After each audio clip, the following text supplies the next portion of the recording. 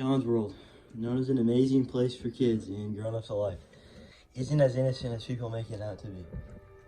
Sure, it seems like just another amusement park for kids with creepy robotic mascots, but unfortunately, I got to experience it. I got to experience the truth, the horrible truth behind John's World. During the summer of 1992, I was about to be a senior in high school and I needed some extra cash to afford an apartment, so I decided to look for a job. I searched the newspapers daily for job openings anywhere, but I found more stories about missing teenagers than I did about job listings. It was a strange time. My parents didn't want me going out anywhere, and most parents kept their children indoors at all times.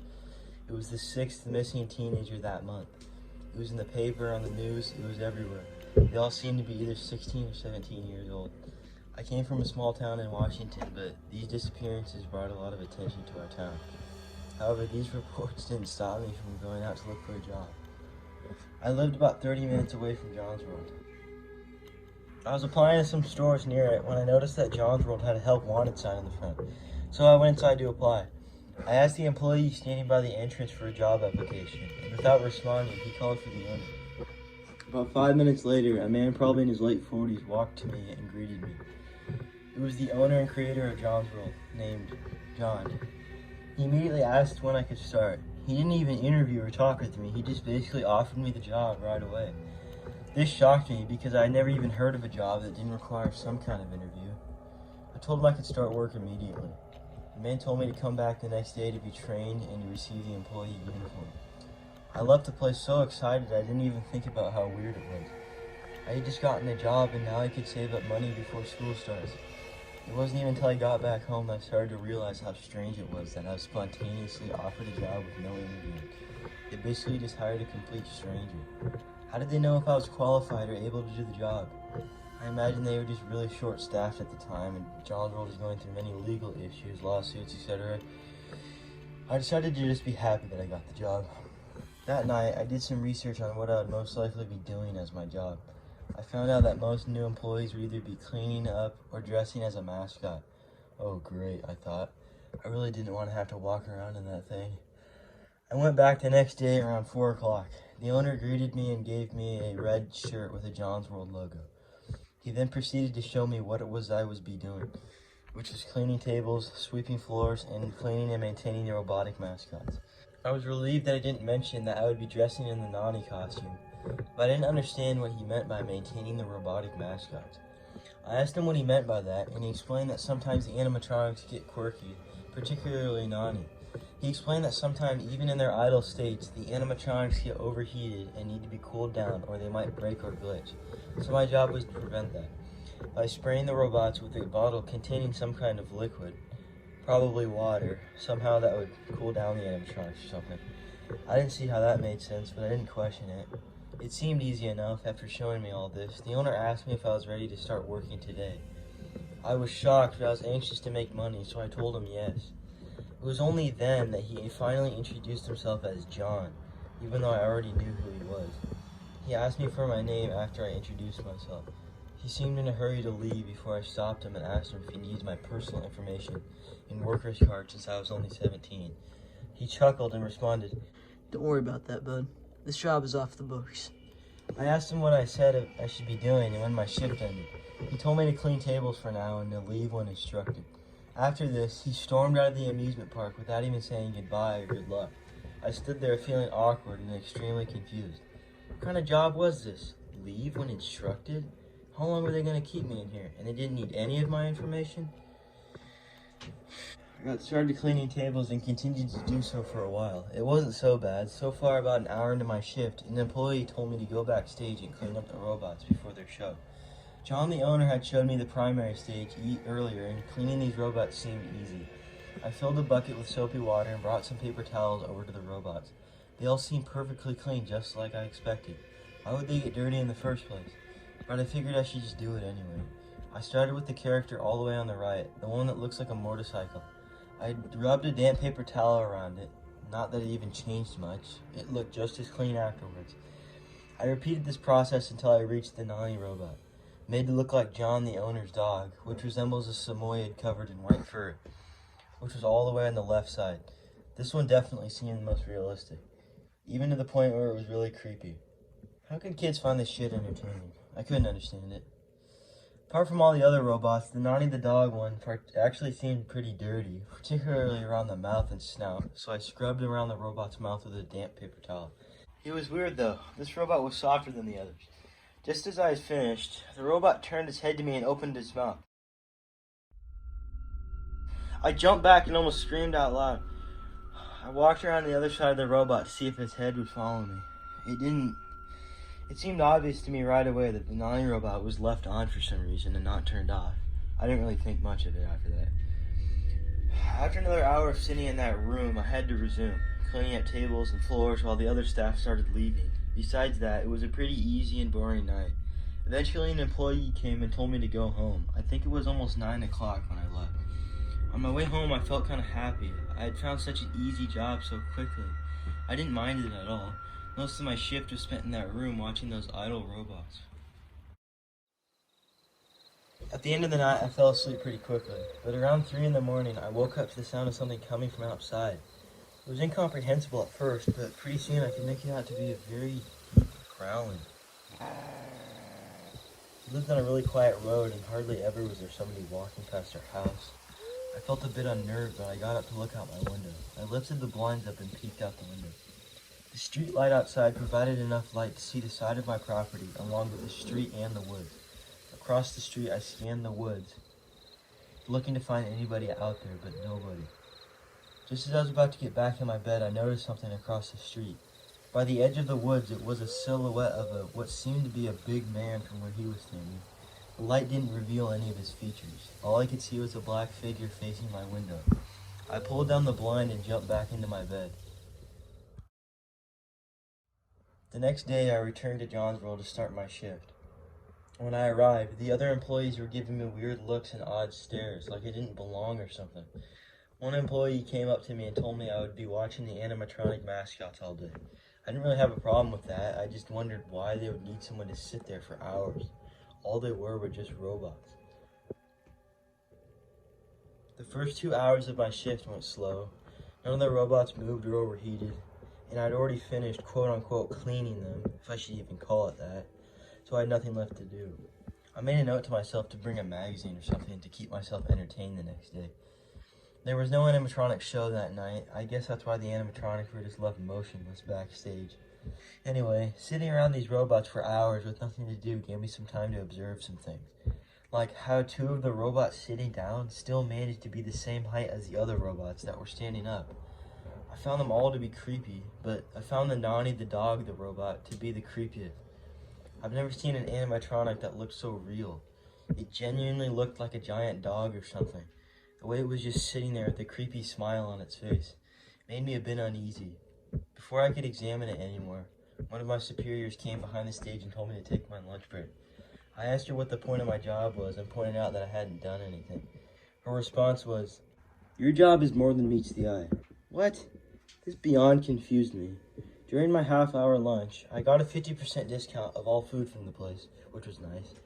While I was eating, another employee walked up to me and looking very spooked said, "Get out of here while you still can."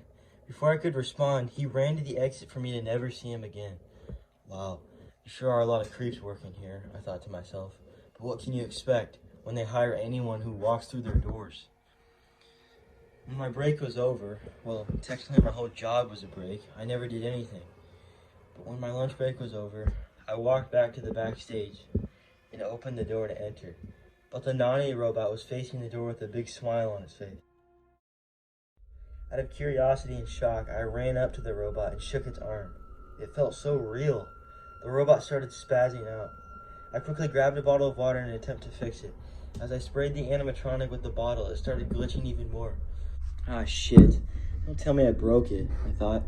I slowly walked back to my chair where I'd watched the robots hours previous. I felt so uncomfortable. I had to watch these things for 2 more hours before my shift ended. The Nani robot abruptly quit spazzing out.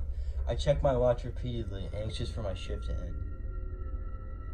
When my shift was over, I left the backstage room and quickly headed to the exit doors of John's room. On my way home, I reflected on the whole situation, how fast I was hired, how weird my job was. The girl who said my job is more than meets the eye. The guy who said get out of here while you still can. I started to think, if we weren't going to have a show tonight, why did they need me to come in? Why not just turn off the robots? Why did they need me to come in and watch them for 6 hours? What was I watching? I really wasn't comfortable with the job anymore. I decided the next day I would come back to John's World and tell John that I was going to quit. That night, while laying in bed, I was thinking of other jobs to work at, but the thoughts of the naughty robot staring at me kept coming up. That was the last thought I could think of before drifting off to sleep. Around 3 a.m. I woke up again. Just like before, I heard the sound of a low growl. I was thinking of the possibility that it could have been one of my parents doing something outside, but they were out of town. I finally built up the courage to lift up the blind of the window to reveal it, the face of the naughty robot staring directly at me on the other side of the window. I stumbled backward and fell onto the floor. I barely managed to get back up, and then realizing that the face at the window was gone, I grabbed the blind handle and yanked it down. I sat down on my bed to try to comprehend what had just happened. Somebody was pulling a prank on me. Those assholes. They threw a naughty costume on and followed me home just to scare me. I knew they were all assholes. The way they stared at me, whispered as I passed by, and the strange comments. I bet it was all that stupid fucking nerd I saw all day. Probably some kind of pawn in one big prank. That's why they hired me so quickly. But why? Why me? What did I do? I decided first thing in the morning I'd go back to the place and give John, the manager, a piece of my mind and tell him I would sue if they continued to harass me.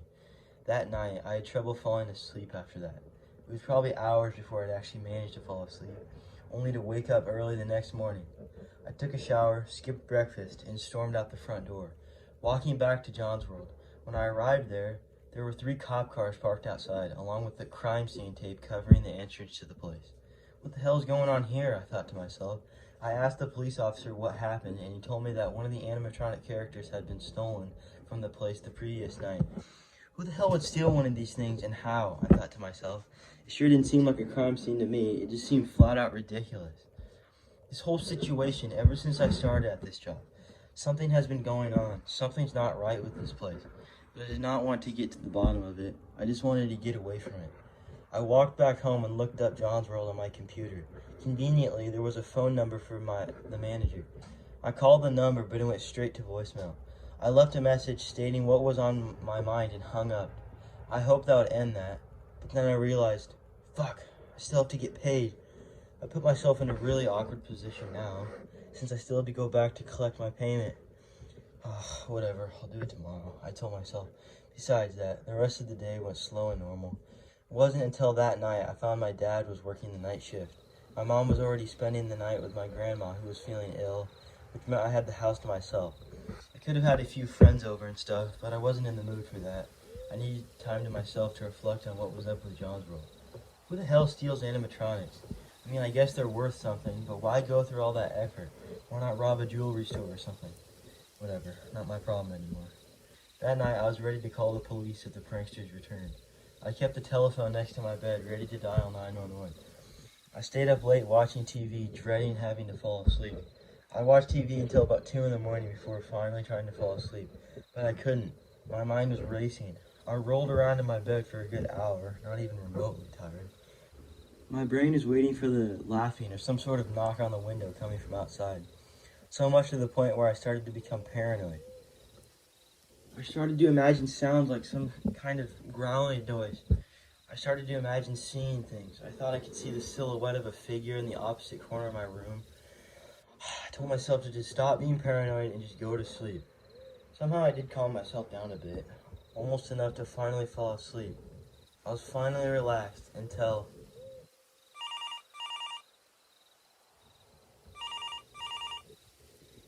Who the hell is calling this late at night? I checked the caller ID, it said unknown number. The hell, like I was gonna answer that. Put the telephone back on the desk and rolled back onto my side.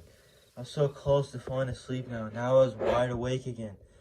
I knew I didn't answer the phone because I was partially afraid to. It was probably about a minute or two later when I heard the voicemail tone go off on the receiver. The caller had left a message. I truthfully did not want to listen to it. I told myself to listen to it first thing in the morning, but then a sickening thought came up. That the call was to inform of bad news of my ill grandmother. I snatched the telephone and pressed the button to listen to the voicemail. I heard an oh-so-familiar voice. It was John the manager from John's World. I'm truly sorry. This is nothing personal. You have to understand we needed you. We needed someone. She's getting hungry. She needs to eat. Or else. Listen to me when I tell you. Your sacrifice will not be forgotten. Understand that we only do this to save humanity. We can't kill it. Our attempts only anger it. If we don't feed it, oh God, we never planned on it escaping. We needed it only to consume, only in the backstage room. Oh God, I'm so sorry. What the hell was that? Was this a joke? It has gone far enough. This is completely insane. I have to call the police. I jumped out of my bed and turned on my lamp, anxious to call the police. I dialed 911 and raised the phone to my ear. It's only then that I see it was the creature. The Nani the dog, standing in the corner of my room, smiling at me. I hear the 911 operator on the other end, but the phone is already on the ground by that time. I felt my stomach turning. My hand was to my ear as if I were still holding the phone. I couldn't move. The creature opened its mouth, wider than any creature could. It started to slowly move towards me. I was trapped. The only way out was through the window. I pulled out the blind and then pulled up my window. I looked behind me. The creature was just a few feet away from me at that point. I jumped out of my window and ran as far away as possible. A few hours later, I walked back to my house, remembering I had dialed 911, so I expected some cops to be there. I was right. My dad's car was in the driveway too. I explained to him that a man wearing a Nani the dog costume with a knife broke into the house, and he trapped me in my room, so I had to jump out of my window. I explained to them that I had just started working at the John's World nearby, and that everything was weird from the start.